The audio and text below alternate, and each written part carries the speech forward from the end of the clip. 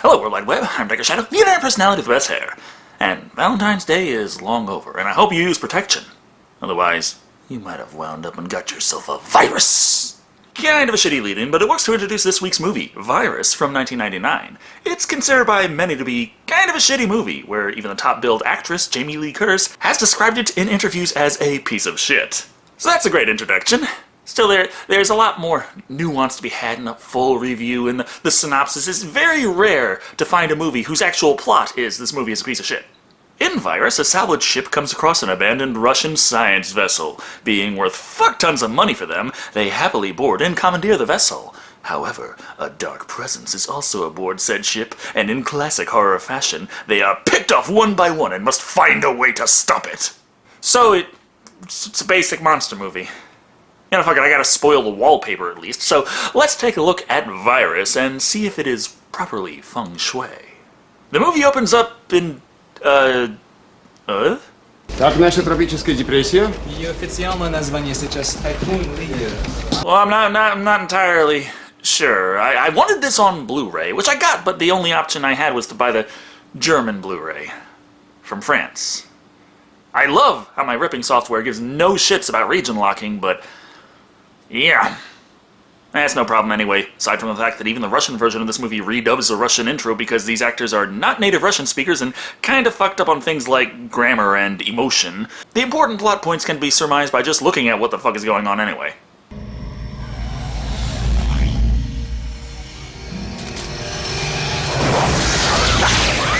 Weird fucking energy things just zipping around the Earth really fast, just goes BAM! Right into the Mir space station, frying the fuck out of a female photographer before zipping down to Earth.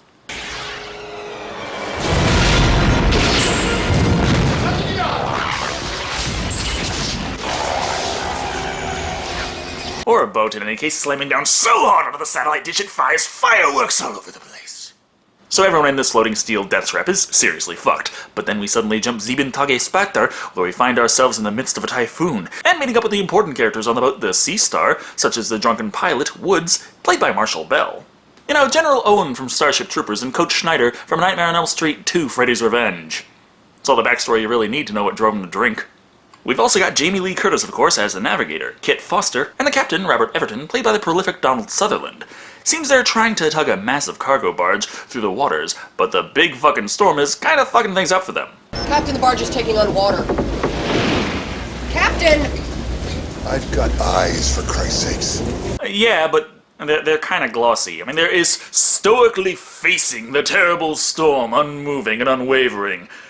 And then there's not being entirely sure where your face is. So despite his grandstanding, this situation is considerably fucked up, as 3 of the men below deck, Richie, Hiko, and Squeaky, played by Sherman Augustus, Cliff Curtis, and Julio Mechuzo, can't access the engine room as the door's been blocked by debris. Thus, Steve, played by William Baldwin, must save the day by yelling at the captain about this. That barge goes down, we go down with it. Well, that's a chance I'll take. It was considerably less badass when you're responding like a dad who's been woken up by his kids early. Just leave me alone, alright? If the boat starts sinking, I'll get out, okay? Steve decides the only course of action left is to cut the barge free and save the day. But Captain Shithead isn't going to be letting anyone make a smart decision here, and pulls a gun on the man. Fortunately, it's completely pointless as the storm is so damn violent it snaps the cable holding the barge, removing that life-threatening problem without anyone having to be shot. I mean, yeah, it's Captain Cockface's retirement fund, but it's not like he's going to need it anyway, considering even after they reach the eye of the storm to get out of the raging winds. The water's coming in faster than it's going out. I can't believe we were stupid enough to sign up with that guy again. I can't believe the sea is so calm in the eye of the storm. I mean, winds calm. Yeah, we know this. This is a thing that happens in hurricanes. But water acts a little differently than air. There's tides and whirlpools, and in any case, I wouldn't think there would just be this perfect crystal calmness like we see here. But it's a movie, so fuck it! The calm waters give them time to recover from the storm and figure out what they're going to do. The problem is the ship is sinking and they can't fix that. But what luck, they happen to find another ship on radar. But Richie has a question. So where the hell is the captain?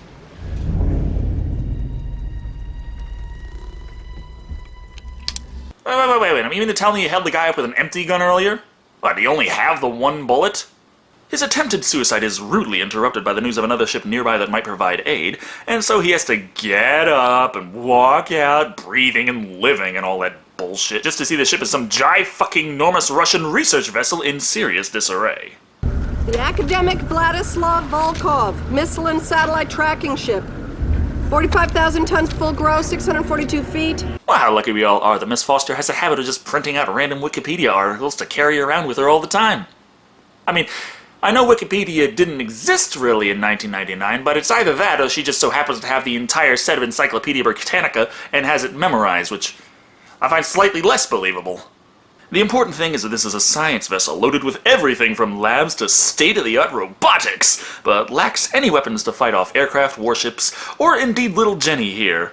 However, upon boarding, it becomes apparent that either some great mysterious horror happened here, or the crew had the most extreme game of Russian roulette in history. Either way, this means something to the crew.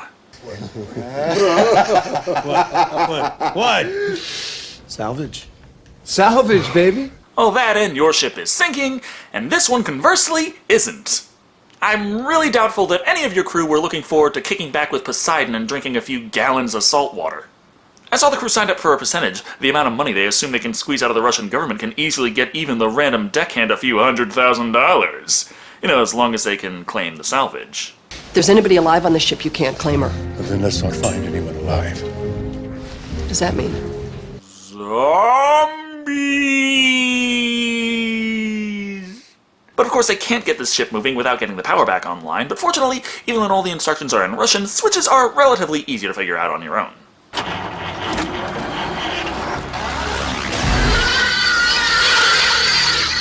And the movie wastes no fucking time showing off why the fuck that was a bad idea. I mean, I expect a glimpse of the big bad guy somewhere early on, but here he just waltzes right into frames like, hello world! And then goes off screen for a while, so that maybe we didn't just see that, and this really is mysterious when all the ship's controls seem to be doing shit on their own, taking over systems to pilot the thing and possibly start killing people, because why not?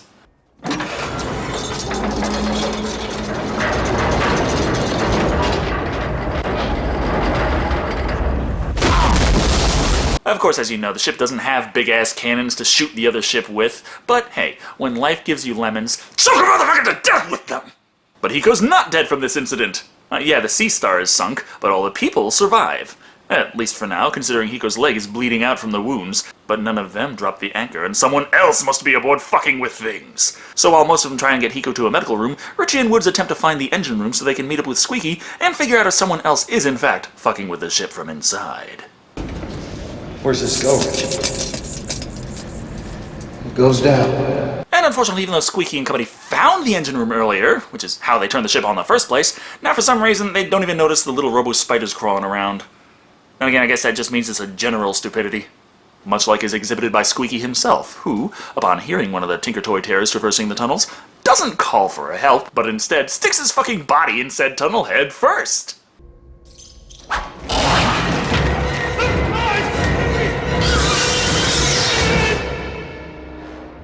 Oh dear, that ended badly.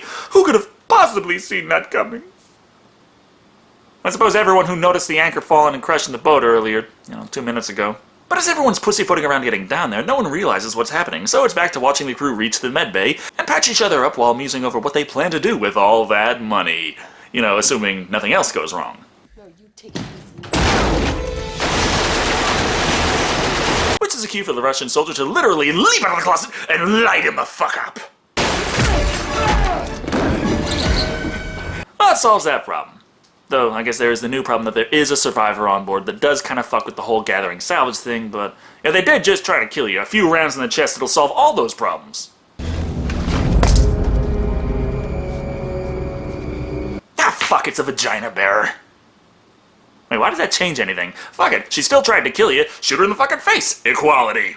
This would be Nadia, played by Joanna Pakula, but she's not important right now. We gotta rummage through her things. Watch out, watch out, watch out, watch out. Thermite grenades. What? Thermite. One of those things blows, burn a hole right through the deck. Be careful. Well, thanks for stopping this movie to give this long, awkward explanation. I mean, otherwise, I might be surprised by what's coming in the third act. Of course, by the time Nadia comes to, she freaks the fuck out, slaps the hell out of all those within arm's reach, and attempts to run the fuck up out of there. Running downstairs on a boat makes this strategy somewhat ineffective, thus she's got to exposit stuff for a while, going over how she's a science officer, and a weird thing came down from Mir and took over the ship, which is why they need to cut the power. Everyone else died fighting off them. Who's them? Machines. I know Nadia's supposed to be a native Russian, but I'm having difficulty figuring out whether or not she's trying to remember the right words in English or figure out what her lines are supposed to be. Nevertheless, Kit tells her it's okay. They'll work together to get everything back in order. And then she just throws the woman into Hiko, who ties her back up so she doesn't fuck anything up.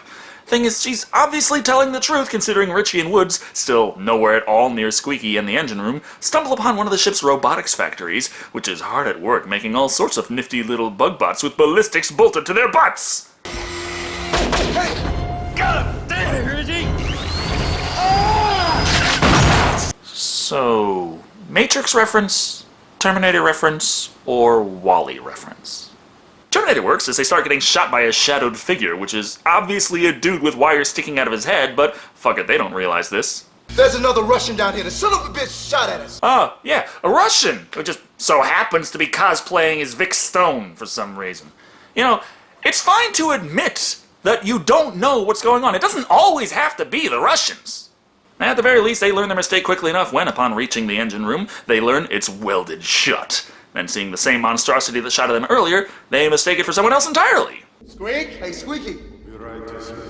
Squeak man. Hey, you? Shit! Oh, god damn it! Squeaky must be working with the Russians! Seriously, even after they fight off the cyborg menace, and Captain A-Hole dismisses Nadia's claims of there being a cyborg menace, only to be shown quite profoundly there certainly is a cyborg menace, we get this gem. Squeaky's still AWOL. And somebody welded the engine room door shut. We're not alone here. She's got another friend down there. Has no reason to believe her wild claims about this living electricity that kills people and makes robots out of them. Clearly this is work of the Russians, who kill people and make robots out of them. So for the 80th time, she slowly explains the weird alien life is electricity and controls the computer and machines. Thus, they need to shut down the power to prevent it from killing them. Rubbish. You're listening to a pile of Russian rubbish. And I, for one, won't listen to any more of it. Oh, because you've done such a great job of listening so far. For fuck's sake. Dismissing any and all horrible impending doom will have to wait, though.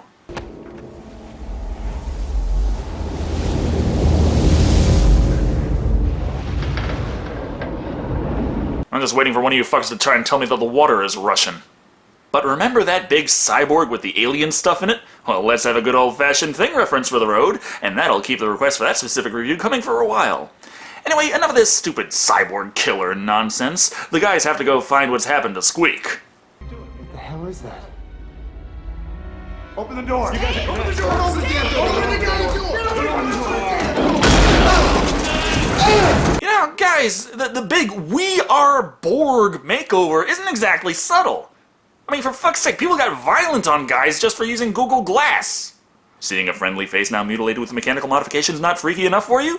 Don't worry, the big fucking behemoth motherfucker, who looks like he's some shit out of the third act of David Cronenberg's The Fly, comes in to really make this scene threatening. Thus, they run for their lives and block the door with a shelf, because that'll stop a cyborg that can rip through steel walls.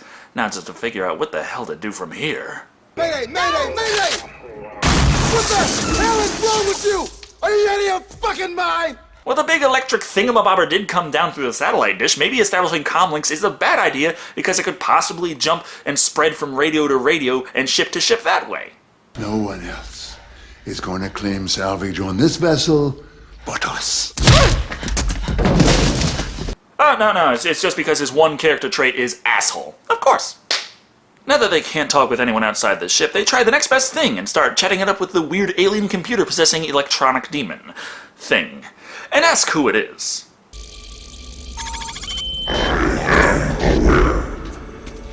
That's what, not who. Jesus fuck Jigga Watson. We just saw you look up the word in the dictionary. Now that establishing intelligent conversation has failed, they point out that they want things to be peaceable between them and the big, nasty, low-voiced Mr. Aware. But the problem is the alien has a slightly different view of humanity. He just kills people and uses them as spare parts to fill out its robot bodies, so I think "you are cattle" would have been a little more fitting. Being constantly hounded by undead cybernetic fiends is enough to get Richie to freak out and go rogue on the group. Who's gonna carry my shit? Who's gonna carry my shit?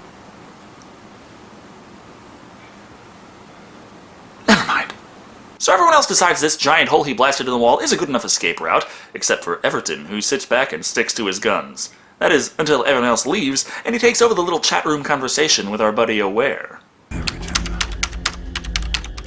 Is the dominant life form. Oh no, it's all nonsense, you're all crazy, it's all Russians! Now let me just chat it up with our big alien overlords. I get that you're the bad guy, but do you have any motivations beyond that? Because he's not trying to reason with it, he just offers to help the damn thing. So it gives him its address, which is not where everyone else ran off to. They figured the big-ass computer would be where they left it, but nope, it got up and relocated, meaning the big bad guys have their meeting. Robert Everton, Captain, Sea Star. Thank you.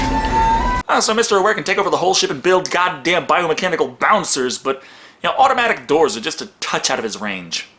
Everton takes a short tour of the macabre machine factory, seeing all those horrors being built by the alien electricity thing, but still thinks he can reason with it. They're planning to sink the ship. Of course, you know that, don't you? But, big fucking deal that they want to sink the ship. I mean, I get that they said, oh, well, it's electricity, so it'll get in the water and it'll dissipate and disappear. But it's sentient electricity. It should be dissipating and disappearing from conducting in fucking metal already. And water conducts electricity. And I don't know how the fuck this alien doesn't know that, considering it sucked up all that encyclopedia data. But, fuck it. The heroes need some way to win. So the captain offers to help the artificial stupidity, while Mother Brain sends forth her hulking behemoths to pick on the survivors, preventing them from getting access to the engine room. Instead, they flee to the deck. Not the smartest idea because, in case you forgot from all the comms still shots from inside the ship, they're in the midst of a big fucking storm.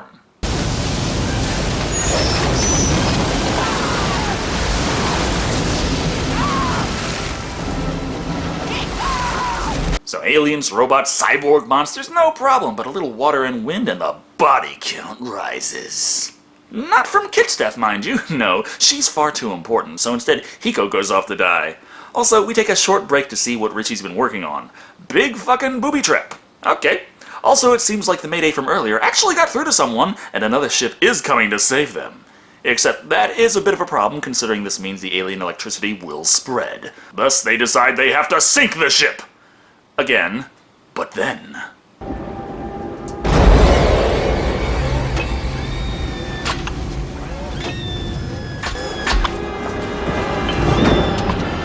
Jesus Christ. Oh, who could have guessed that Mr. Aware would have decided the best use for the meat sack would have been spare parts? Strangely, it at least appears that Captain Cockbite actually is cognizant of his sense of self at this point. But fuck it, one thermite grenade later, and his participation in the story is over anyway. The plan from here is to fill the ship with its own fuel and to set a time bomb to sink the ship. Now they just have to get out of there and make sure the alien doesn't find out about this.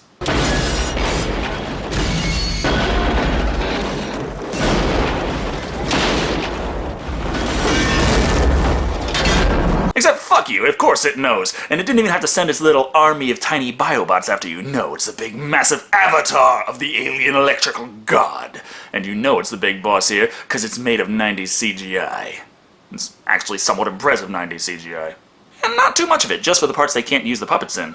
However, things take a dark turn when they fail to blow the place, and Kit gets captured. Remember though, she's got plot armor, so this doesn't really matter.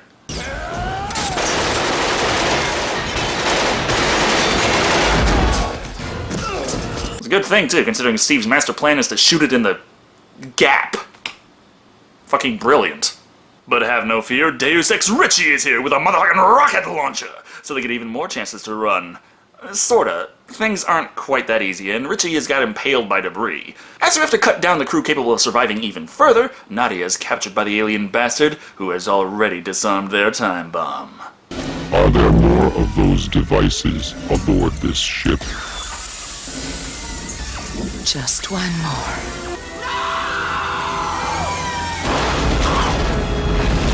Ah, shit, that's right. If it's just Kit and Steve left, then I kind of missed when Woods died earlier. Whoops. My inability to pay attention to what's going on aside, it doesn't matter anyways. It turns out the weird booby trap that Richie set up earlier was actually only half booby trap and half escape pod. Therefore, happy ending! Kit and Steve launch their asses out of the ship, while the convenient pile of heavy munitions on the science vessel with no guns on their deck blows everything the fuck up. And lest we forget, there's another ship out there looking for them in this lovely, calm sea. Oh, yeah, and Hiko is still dead.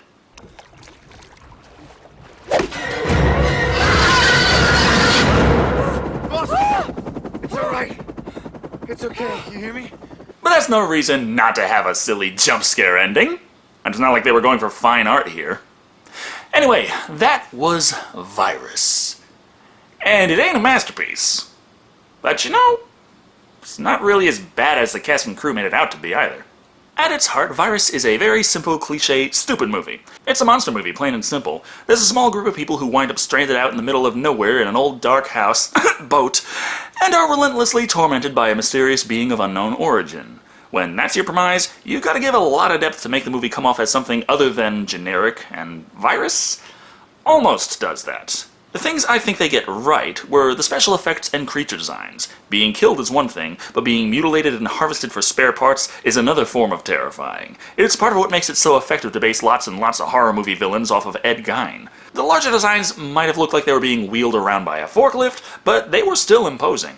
On the downside, though, you have pretty much everything else. The characters aren't the shallowest, but they don't get very much time to establish anything but the most basic of character traits. That makes it very difficult for the actors, many of whom were well seasoned, and we know are capable of great performances, to shine and help draw us into the movie. At the end of the day, Virus is basic popcorn entertainment that looks like it might have had the chance to be something more. It's got enough blood and guts to satisfy a gorehound, but the scares are pretty light, and the movie fiddles with the idea of being profound without ever committing to it, coming in at 3 robotic recycling rooms out of 5. Maybe it's that the cast were used to being in higher-end productions and they didn't really know that this wasn't as bad as they thought. They should spend a few lunches with Lance Henriksen and clear a few things up. Thank you all for watching. I've been Dr. Shado, and remember, run the electrical alien into a cell phone and watch its life force drain before your very eyes. Unless it's a Nokia 3310.